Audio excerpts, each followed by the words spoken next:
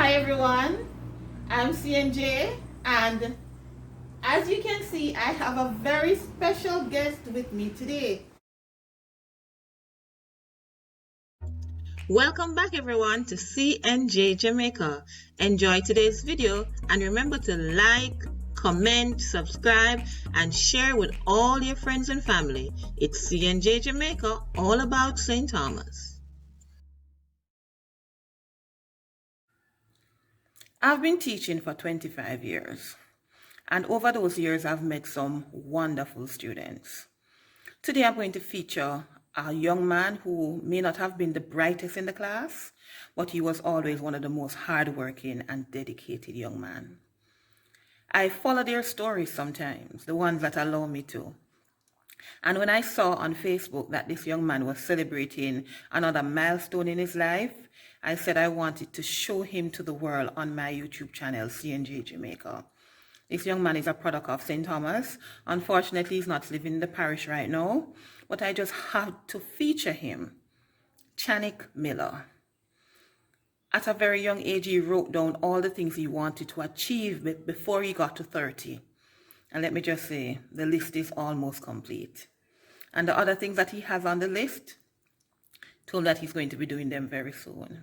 So, watch, share, like, and comment on this video as I feature a young man with a dream and actually going forward to achieve it. Hi everyone. As you can see, I have a very special guest with me today. I taught this young man in high school, and from that time I knew that he was destined for greatness. So I'll allow him to introduce himself to you. So, Chanick, tell me a little about yourself. Thank you for having me first of all, and good day everyone. So my name is Chanick Miller. So from I was young, I know my family didn't have it per se, but I know we weren't dirt poor. Yeah. Because my mom, I was the eldest one for her at the time and the only child. My other little brother and sister, I'm 8 years older than my sister and 17 years older than my brother. But when I was younger and I was the only one, I know she had a struggle because my biological father wasn't there. I met him when I was at the age of 21. Whoa, so you went through your entire childhood without your father? Right, but my stepfather was there, and I recognized him as my father. So you had a father figure? Yes, definitely, and a great one, I must say. Because I believe he came in my life when I was around 5 or 6. Okay. Right. Yeah, my mom is now married, and that's how my little brother and sister came about. Okay. Thank you, Desmond Gordon, for being a great father. I respect you. And if it wasn't for him, I wouldn't be here today, because there are several times when, if it wasn't for him, I believe I would not be here today. Okay. Because I had a near-death experience when I was 16. Wow. Right. I had an emergency surgery. And if it wasn't for his wisdom to say, you know, this seems serious, take me to the hospital, I would not have been here. Because that night, that Sunday night, when we went to the hospital in 2006, after they do the test, the doctors say, you know, we have to do an emergency surgery the following morning. And the morning when I went in surgery, the surgeon said to me, Mr. Miller, I'm going to be honest to you. You have a 50% chance to live and a 50% chance to die because the situation is serious. But thank God I'm here today, and the surgery was a success. And I really thank my stepdad for that, because if he didn't take the initiative to take me to the hospital that night, as I said, I wouldn't have been here today. So there are a lot of fathers out there, they're not biological fathers, but they have been fathers. They have been, to you, he's your role model, eh? Definitely. Because he stood up and he took charge. And you remember that. That is just one of the many incidents, I'm sure, that you can remember where he would have really been there for you. Wow. Right. And as much as how old I am today, if I call him and I say, listen, I have a situation at my apartment, or I have a situation with my car, or I just generally have some issues, he's always there, I can rely on him. And separate and apart from that, my family support system was there in terms from my mother's side of the family. She has several sisters, they're always there. My grandmother, as I say, she's like my what can I say? Everything. She's like my everything. And the problem I have once I talk to my grandmother, it's feel as if everything has been lifted and I can do anything. And I'm grateful for them because even my aunts, my mom's sisters, they're there for everything. One of them is a teacher, and when we were younger, I must admit I was never always a brilliant child. I believe I was a slow learner when I was in my early years of primary school, sorry. And I recall being teased for not knowing my timetables, not able to construct sentence properly. And as you know, there are times when the teacher will give you an assignment to read a paragraph and summarize. I had a great challenge with that. And I never let it drag me down. I always said to myself, from I was young, I knew that I should not allow someone else's timeline to pull in mine. Everybody learn at a different pace. And I always had at the back of my head what is it that I wanted out of life. So I stick to that and I work hard. And my aunt, one of my aunts, she was always there to assist where school is concerned. It doesn't matter what it is, any assignment, she's always there to support. So she played a major part of my educational development. And I love hearing that, because when I taught Chanick, what I knew for sure was that he was a hard worker. He would always sit down and he would, I think sometimes he would kind of tune me out, but he was doing his thing. And when you took up his book, it was always neatly done.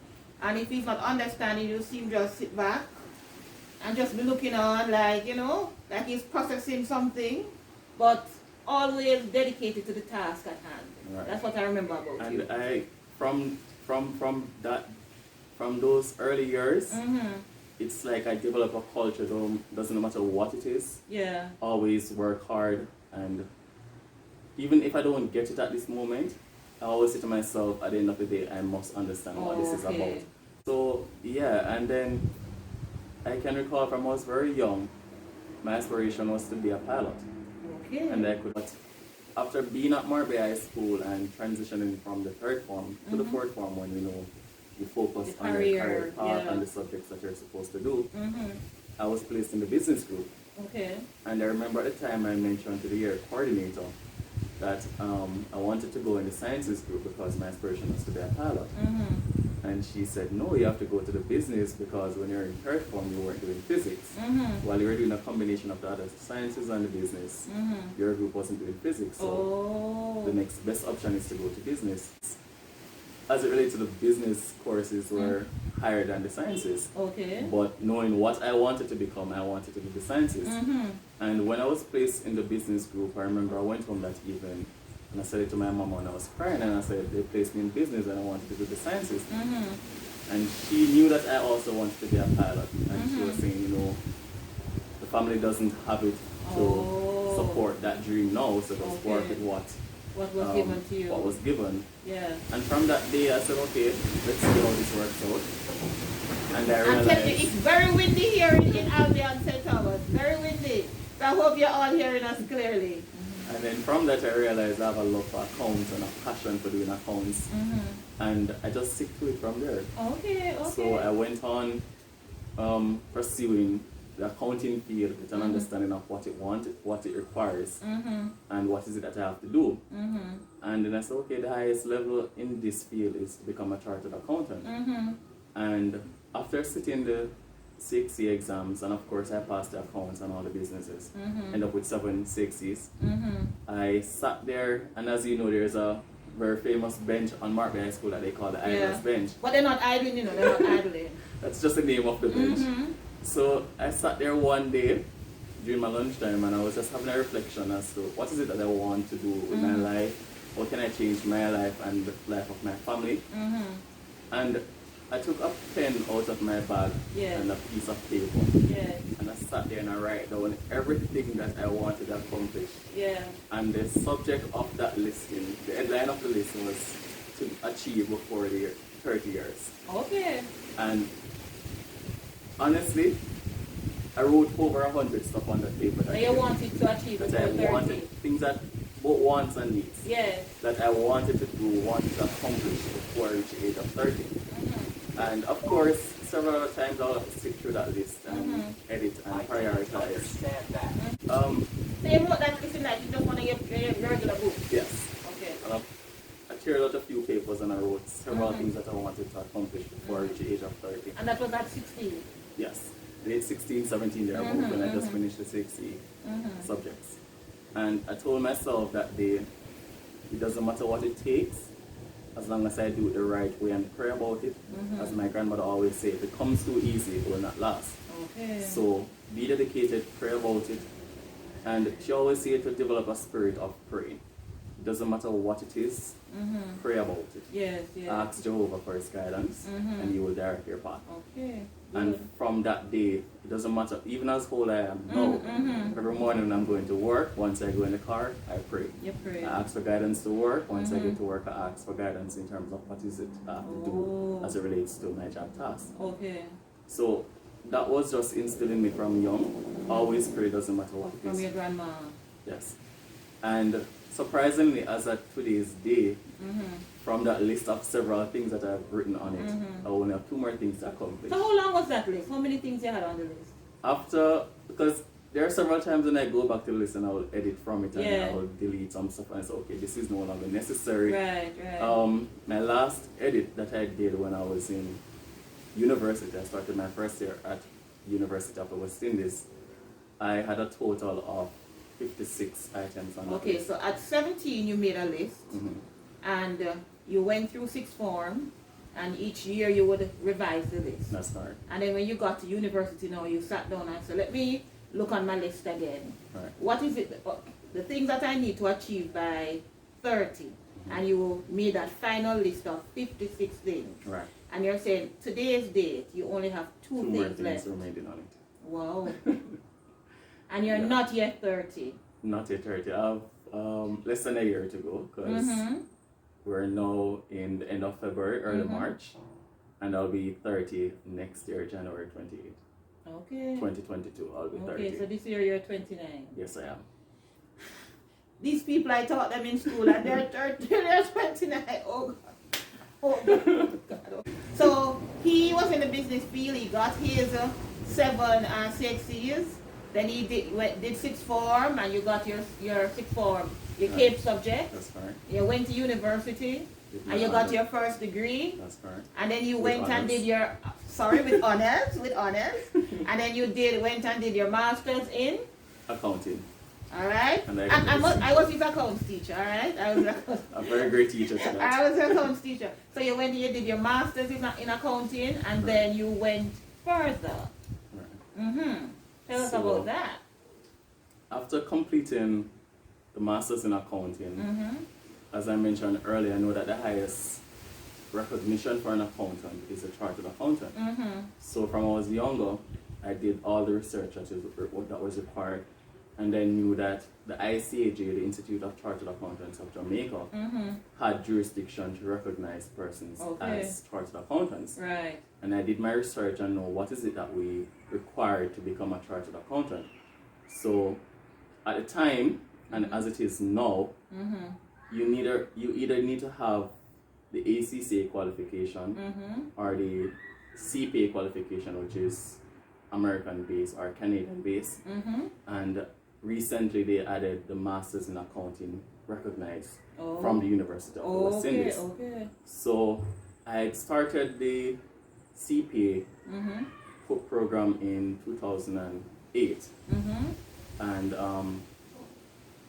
it requires 4 papers, 4 subjects, I must say.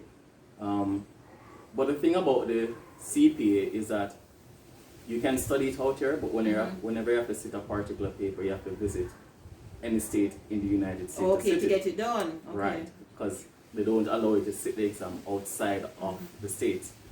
And I went to Pennsylvania, I went to Florida to do some of the papers. But after accomplishing or achieving 2 of the papers, I became ill again. So I had to break. And the thing about the CPA, once you pass any of the 4, you have an 18 months window clocking down to complete everything. Or they will take back. Or you have to do it over. Exactly. Everything that you pass, they will take back and you have to start all over again. So after that illness, I said, okay, I see where this is affecting my timeline of the things that I've set aside. So I said, okay, let's move to the next door. One is now closed, let's move to the other. And I said, okay, my next best option is to go to the University of the West Indies to do my master's in accounting. And I went there while working as a part-time student. And today I've accomplished. Right. I was inducted as a member of the Chartered Accountants of Jamaica in February of 2021. You see, I'm smiling like it's me, like I got inducted. Because I remember in class, they would ask me questions like, what's the best paid job? And I would say like the CEO of the company, and they'd say, what's the next one? And I would say the chief accountant, and a couple of people would say, okay, that's what I will become. They wanted to go where the money was. But what I love is, Chanick said it, he may not have been the brightest in the class, but he was always one of the persons who was one of the most hardworking. Because I'm sure that there are other members of your class who you thought they would have achieved this right now. And some of them have not. They have, for different reasons, because we all have a different journey in life.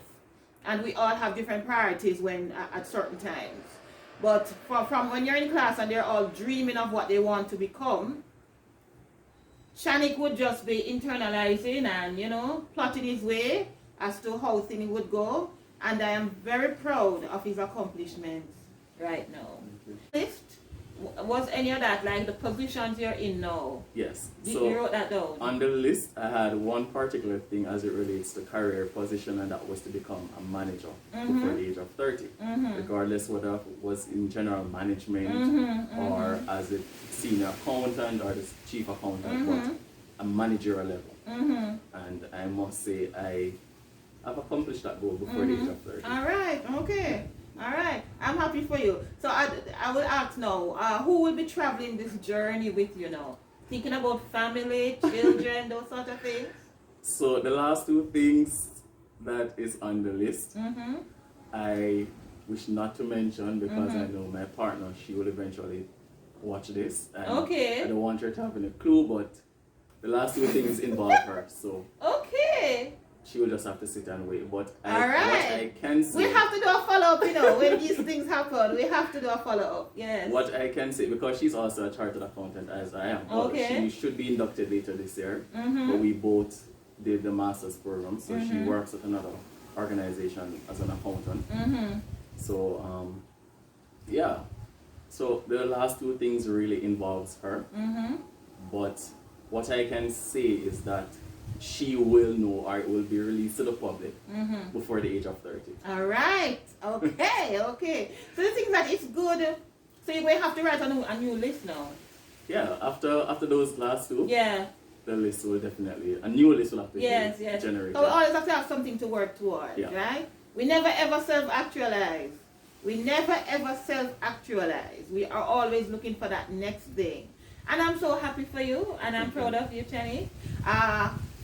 He's just one of the many Morant High School students that have been making their mark, not just in Jamaica, but across the world. Now remember, this is CNJ Jamaica, where I feature primarily St. Thomas, the people in St. Thomas, and the places in St. Thomas. But remember, the persons from St. Thomas, they go all over the globe. Now, I don't know if different places across the world will be on his next list, But this looks like a young man who, when he makes a list, stick to it. The things on the list gets done. So, the sky's the limit, and we know I'm not going to put any limit on this young man because he has not placed any limit so far on himself. Now, if you're out there and you have not been able to complete even half of your list, there is still life. As long as there's life, there's hope. And you have to remember the journey is different for all of us. I thought I would be an entrepreneur. When I was in high school, I said I would be an entrepreneur. Up to now, I don't start my first business. But I've helped others to start theirs. So what we're saying is this, not because you thought that is what you wanted to do when you're younger. He's no pilot. But he has found something that is fulfilling his dreams even more so. All right? So would you say your family is proud? Yes, I believe they are. My grandmother, from time to time, it was just last week she called me out of the blues one night to say, you know, I love you and I'm proud of you. And I mean, that makes such a difference for me. Yeah. Because, and it's, I felt so relieved. It's like I got up out of bed and I was just so energized. I was just there. I couldn't sleep that night. Yeah. And my mom, I know my mom is proud of me as well, because she always called to say, you know, or even message to say, I love you. Wow. My aunts, or even one of my aunts, the one that's a teacher, she messaged me the other day and she say, this young man made me a proud auntie. Yeah. And yeah, so I hope you're doing the same for the rest of the persons in your family. Definitely. Yeah. I want to thank you, Chanick, for being here today on CNJ Jamaica.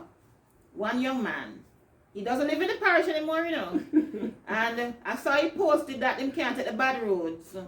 But I wonder when the roads fix, what will happen? Because I told them in sixth form that many of them, when they go to university and them see town life, them not come back to St. Thomas. And so I'm hoping that when our roads are fixed and we have better water and all them things, many of them will come back home when they can easily travel. Chanick Miller, a young man with a plan. We wish him all the best in all his future endeavors. Continue to watch, share, like, comment, and subscribe to CNJ Jamaica, where we bring you persons in St. Thomas, places in St. Thomas. It's the places and the people. Beauty is in the eyes of the beholder. So, this is CNJ, and thank you for watching CNJ Jamaica.